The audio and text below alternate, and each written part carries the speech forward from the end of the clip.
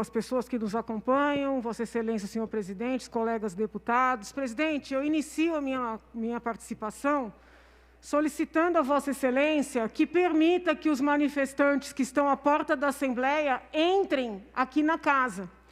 Porque ontem nós tivemos uma votação muito importante. As pessoas interessadas na discussão acompanharam de maneira urbana, acompanharam de maneira responsável, com o devido distanciamento. E, por ser uma casa democrática, entendo que o mesmo direito que foi conferido aos cidadãos que quiseram acompanhar o debate ontem, esse direito precisa também ser conferido aos cidadãos que querem acompanhar o debate hoje. São poucas pessoas, acho que umas 4 dezenas de pessoas aqui na porta, que gostariam de acompanhar. Então, fica o pleito a Vossa Excelência, senhor presidente, que está presidindo a sessão, de que essas pessoas, obviamente, atentando para as regras de segurança, possam ingressar na Assembleia Legislativa do Estado de São Paulo. Eu queria fazer um resgate, né, dos acontecimentos desde o início da pandemia, porque é muito interessante como a imprensa, e eu digo isso de maneira sempre respeitosa, esquece o encadeamento dos fatos. Todos aqui sabem, são testemunhas, de que eu sou adepta da máscara muito antes da máscara ser obrigatória.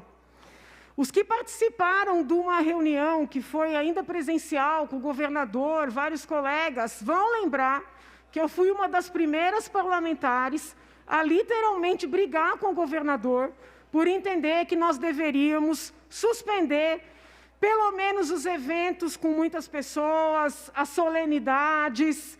Então, sempre tive um comportamento responsável, né? Nunca precisou um colega aqui me advertir para colocar máscara, porque eu só falto dormir de máscara.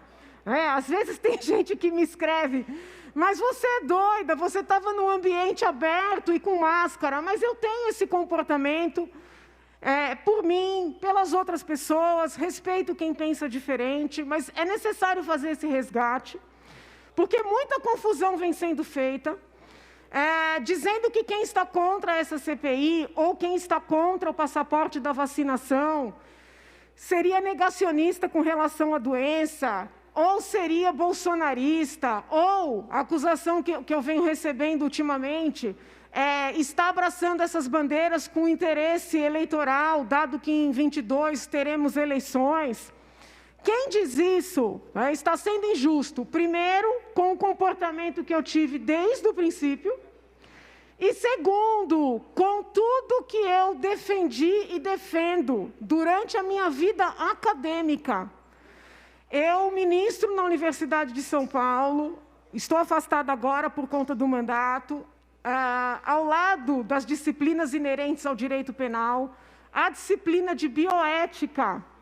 E nessa disciplina eu ensino, aquilo que li e leio, que a autonomia individual é um princípio a ser observado no exercício, não é só da medicina, das carreiras de saúde. E ao lado da autonomia individual do paciente, tem também a autonomia do médico. Então, é muito importante que as pessoas que estão me acusando, de ser negacionista, de estar fazendo o que eu estou fazendo por interesse eleitoral ou eleitoreiro, que vão lá, vão entrevistar os meus ex-alunos, na maioria ideologicamente contrários ao que eu penso, e perguntem para eles se eu não ensinei em sala de aula, tanto na graduação como na pós-graduação, que o paciente tem autonomia e essa autonomia tem que ser respeitada, e que o médico tem autonomia e essa autonomia tem que ser respeitada. E era muito engraçado que muitas vezes os meus alunos, principalmente da pós, eles diziam assim: não, professora, muito antes de Covid, outros aspectos. Por exemplo, um paciente com câncer que não quer fazer a quimioterapia. Um paciente testemunha de Jeová que não quer a transfusão de sangue.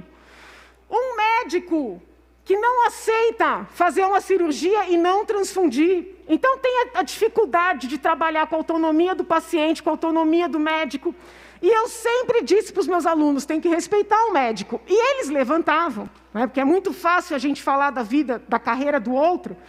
Não, professora, porque esse médico tem que transfundir, porque esse médico tem que obrigar o paciente a fazer a quimioterapia, porque o certo é isso, porque a ciência... Isso meus alunos me diziam. Aí, a maioria advogado, né? Eu falava assim, amiguinho, quando chega alguém no seu gabinete, lá no seu escritório, com um inquérito, aí ele diz para você assim, olha, já consultei 3 advogados e um deles diz que tem que entrar com habeas corpus. E você entende que não se impetra habeas corpus contra inquérito. Quem é da área jurídica aqui sabe que isso é uma briga de décadas, não é? Aí eu dizia assim, pode um juiz entrar lá no seu escritório e dizer o certo é impetrar HC ou o certo é não impetrar HC? Pode? Não, mas tem autonomia do advogado. Eu falei, então o que vocês estão querendo fazer é entrar no consultório do médico e dizer para ele, ministre isso, não ministre aquilo, faça tal procedimento, não faça o outro procedimento. Pela ordem, senhor presidente, solicito verificação de presença, com todo respeito à deputada Janaína Pascoal. É regimental. Quero convidar a deputada Carla Morando e o deputado Dirceu Dalben. Seguindo, senhor presidente. Então, aqueles que me acusam de negacionista agem com injustiça pelo próprio exemplo que eu dei e dou nesta casa, sempre seguidora das normas de segurança, e agem com injustiça por tudo que eu defendi e defendo na vida acadêmica, que é em prol da autonomia individual. Mas também é importante lembrar fatos que eu revelei em entrevistas concedidas ao longo dessa pandemia para os mais diversos veículos de comunicação.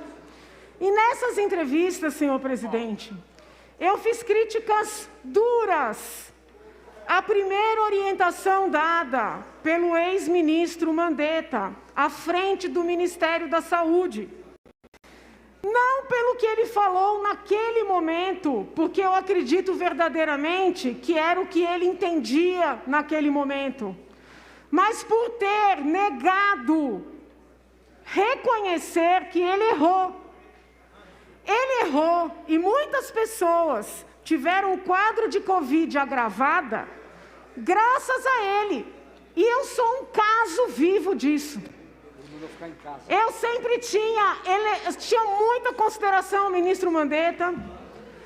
Quando não podia assistir às coletivas que ele dava no final do dia, sempre destacava um assessor para assistir e me passar os pontos principais. E o ministro Mandetta falava seguidamente. Sentiu dor de cabeça, dor de garganta, dor de ouvido, tosse, febre. Preservando o tempo. O Mandetta dizia, não vão aos hospitais, não vão aos hospitais, fiquem em casa. Estão com dor de garganta, dor de ouvido, dor de cabeça, febre, fiquem em casa. Só vão aos hospitais quando a falta de ar começar. Ele deu essa orientação durante o período inteiro que ele esteve à frente do Ministério da Saúde. E essa orientação estava errada. Eu lembro bem que nós fizemos aqui sessões presenciais, os senhores podem resgatar, lá de março de 2020, eu sempre de máscara. Quando nós suspendemos as sessões presenciais, passamos a fazer online. Alguns dias depois, eu perdi o olfato e o paladar. Sintoma clássico de Covid. No lugar de ir ao hospital, que seria o certo, para poderem já verificar como é que estava o meu pulmão, né, como é que estava a minha saturação, o que eu fiz? Eu segui o ministro Mandetta. Eu fiquei fazendo as nossas sessões online, inclusive madrugada adentro, de dentro da minha sala, isolada, sozinha, passando mal. E a minha respiração foi piorando dia a dia. Quando chegou no 15º dia, que era o momento que, segundo o ministro, a pessoa tinha que melhorar, eu praticamente desmaiei na sala da minha casa e precisei ser socorrida para o hospital. Cheguei no hospital, fiz o teste, deu negativo. Mas pelos sintomas, a médica decidiu fazer uma tomografia. Quando fez a tomografia, eu estava com 50% do meu pulmão tomado pelos tais vidros foscos. A médica disse: Janaína, é Covid. Muitas vezes não detecta, mas toda a sua sintomatologia é Covid. Essa médica, que não é da Prevent, que não é Rapvida, não é esses grupos que agora estão sendo perseguidos, praticamente me pediu desculpas por me prescrever um antibiótico. Ela dizia assim: olha, apesar de ser vírus, eu acho importante te dar um antibiótico para combater essa pneumonia, que eu estava com uma pneumonia. Pulmão 50% tomado, eu não conseguia entrar um ar. Parece que tem um caminhão no peito. Eu falava para ela: senhora, pelo amor de Deus, me dê isso na veia para chegar logo. Entendeu? A senhora está me pedindo desculpas de querer me dar um remédio? A senhora me dê isso na veia para chegar logo. E todo mundo sabe que meu quadro foi difícil. Eu precisei tomar antibiótico, eu precisei tomar anticoagulante, porque eu estava com o sangue parado. Eu precisei tomar corticoide. Por que não tomei cloroquina? Porque não mandaram eu tomar, porque se tivessem mandado eu teria tomado. E eu desafio alguém aqui que tem a falta de ar que eu tive. Se não tomaria o que fosse pela frente.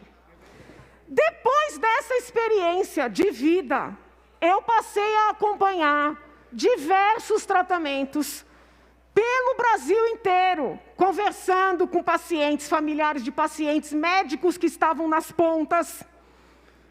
E o que esses pacientes, esses médicos, esses gestores iam me passando? Que quando eles tratavam mais rapidamente, o quadro não agravava. Isso não significa que tenha que ser com remédio A ou com remédio B, mas é tratar. A loucura em Belém do Pará, em Manaus, só reverteu quando os médicos tiveram coragem de tratar. E aqui no estado de São Paulo, vamos falar a verdade, onde proporcionalmente houve mais mortes do que no Brasil, a orientação do sistema público era para não tratar. Isso sim é caso de CPI. Que eu oficiei secretário da Saúde estadual, secretário da Saúde municipal, fiz reunião com o Conselho de Secretários Municipais, com o Conselho Estadual. Uma sexta-feira à noite eu fui no CRM. Não era para dar cloroquina ou remédio A ou B. Era para os pacientes não serem abandonados à própria sorte. Que foi o que aconteceu no sistema público em São Paulo. Por isso, em São Paulo, que é mais rico, se morreu muito mais. O genocídio de São Paulo vai ser investigado? Eu sei do que eu estou falando. O paciente ia lá no equipamento público, saía com antitérmico, saía com remedinho para dor. Mas os bons, os hospitalizões, não sei nem se o termo é, se eu falei errado, se eu falei me desculpe, porque eu estou nervosa, porque eu estou indignada, eu estou enojada. Os hospitais mais caros de São Paulo, paciente punha o pé, já saía com prescrição. O genocídio de São Paulo vai ter CPI para investigar? Porque, vejam bem, não trata, morre-se mais. Morre-se mais, maior o pânico. Maior o pânico, mais se vende vacina, né? Como gostam de vender vacina. Aí, remedinho barato e ficam com a população de que tem lobby. Tem lobby, tem lobby. Eu não ponho a minha mão no fogo, porque nós vivemos num país difícil, gente. Que para você pôr a mão no fogo por alguém, você tem que ser mais doido do que a Janaína Pascoal.